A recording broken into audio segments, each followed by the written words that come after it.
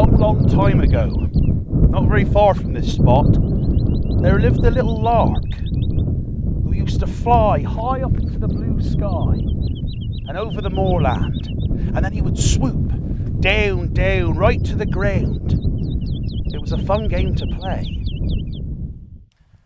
One day, after he'd tired himself out of this game, he settled down on a furzy bush, a gorse bush, and rested his little wings.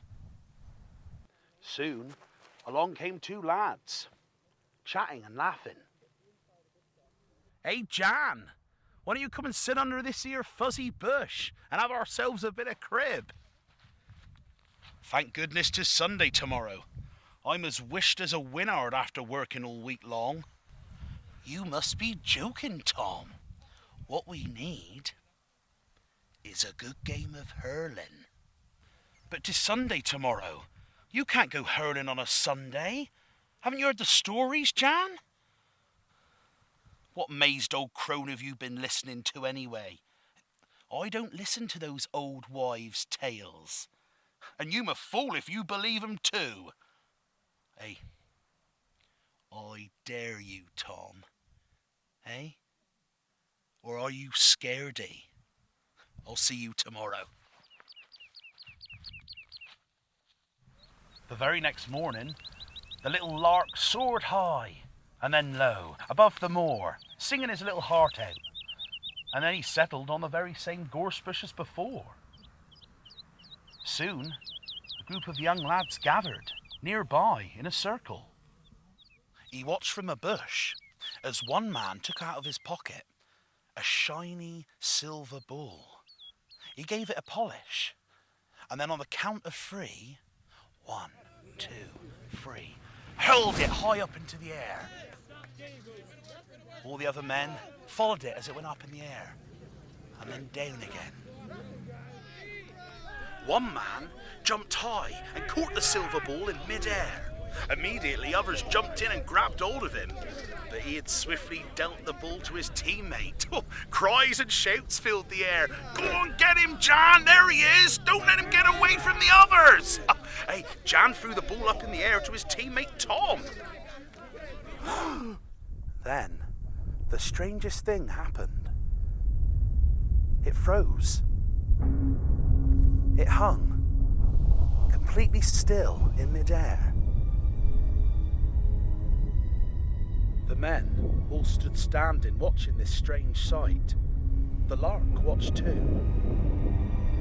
The sky went black. There was a flash of light, a crashing sound, and a strange tinkle.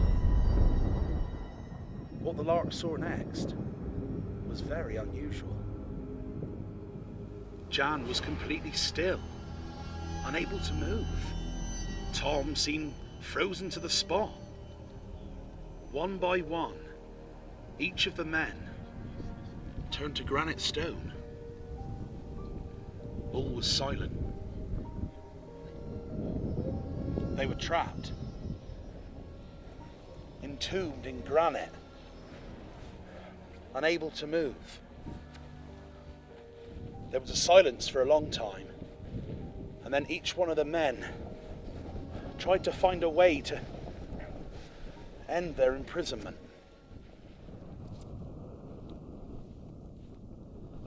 But then the little lark began to sing, and he sang and he sang and he sang, and then he flew and stopped on one of the stones, and he sang again, and then he went from one stone to the next, again and again, hopping from one stone to the next, singing his lovely song.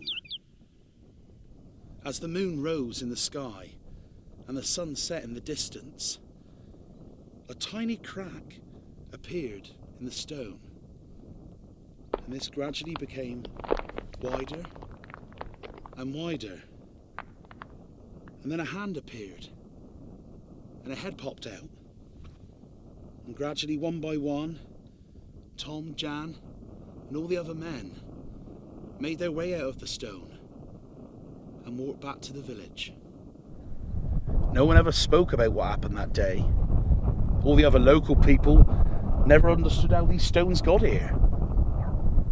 All except Tom, you'd often see him up here by the stones with some fresh clover leaves for the little lark. A thank you, an offering for releasing them.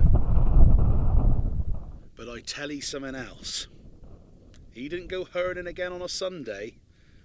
When he grew older, he warned his children and his grandchildren, don't you ever go hurling on a Sunday. You'll be turned to stone.